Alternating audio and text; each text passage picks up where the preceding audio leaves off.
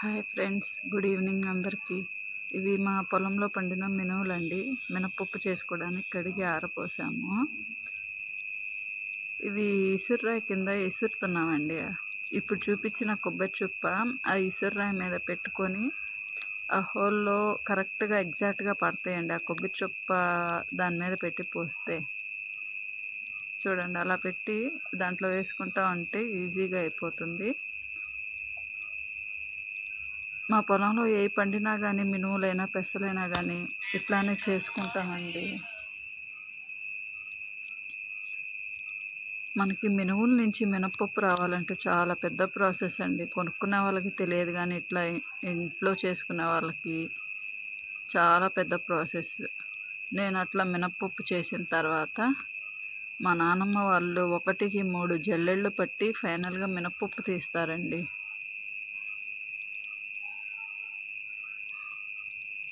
కనిపించేంత easy కాదండి ఎసట్టం అనేది. అది అలవాటు లేని వాళ్ళం కదా, చేతులు నొప్పులు వచ్చేస్తుంటాయి. కానీ ఎంతైనా ఓల్డ్ ఈజ్ గోల్డ్ అంటారు కదా, అలానే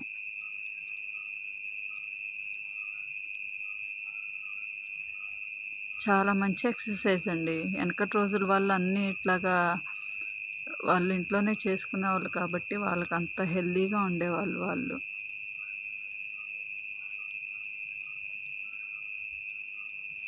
వాళ్ళు మనలాగా మిషన్స్ ఏం యూజ్ చేయరు కదా.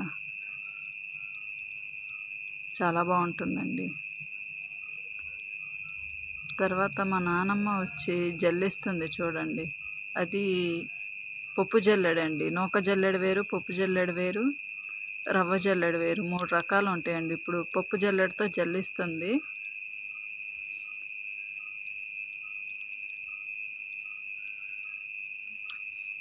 అట్లా దంచడం ఎందుకంటే పప్పులో ఉన్నది నూక లేదా పొట్టు అలాంటివి ఏమన్నా ఉంటే ఊడిపోతుందండి, అందుకని అలా దంచుతారు. గట్టిగా కూడా దంచరు, ఊరికే పైపైన దంచుతారు. ఆ దంచిన తర్వాత బెజ్జాల గిన్నె ఉంటుంది కదండి మనకి, ఆ బెజ్జాల గిన్నెలో వేసి జల్లిస్తూ ఉంటే నూక పొట్టు అవన్నీ కిందకి రాలిపోతాయి. రాలిపోయిన దాన్ని మళ్ళీ చెరుగుతారు చాటలో వేసి. అప్పుడు ఆ పొట్టు నూక మొత్తం వచ్చేస్తుంది, ప్యూరిఫై అయ్యి ఇంకా పప్పు వచ్చేస్తుందండి.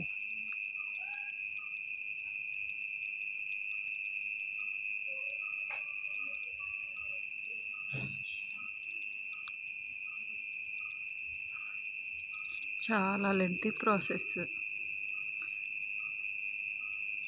నాకు మినుముల్ని ఎసరడం వచ్చింది, కానీ ఆ పొట్టుని అదంతా చెరగటం రావట్లేదండి. ఎంత ట్రై చేసినా కానీ నాకు అది రావట్లేదు. ఈరోజు చాలాసేపు ట్రై చేశాను నేర్చుకుందామని, అస్సలు రావట్లేదు ఎంత ట్రై చేసినా కానీ.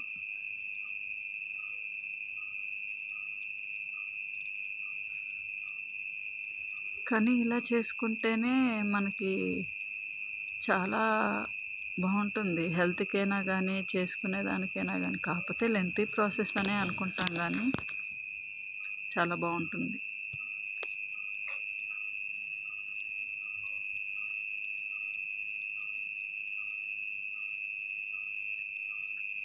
తర్వాత నూక అని ఇందాక బెజ్జాల గిన్నెలో వేసి జల్లించాం కదండి, దాన్ని మళ్ళీ చెరుగుతుంది. దాన్ని చెరిగిన తర్వాత మనకి పప్పుకి పప్పు, నూకకి నూక మళ్ళీ సపరేట్ అవుతుందండి.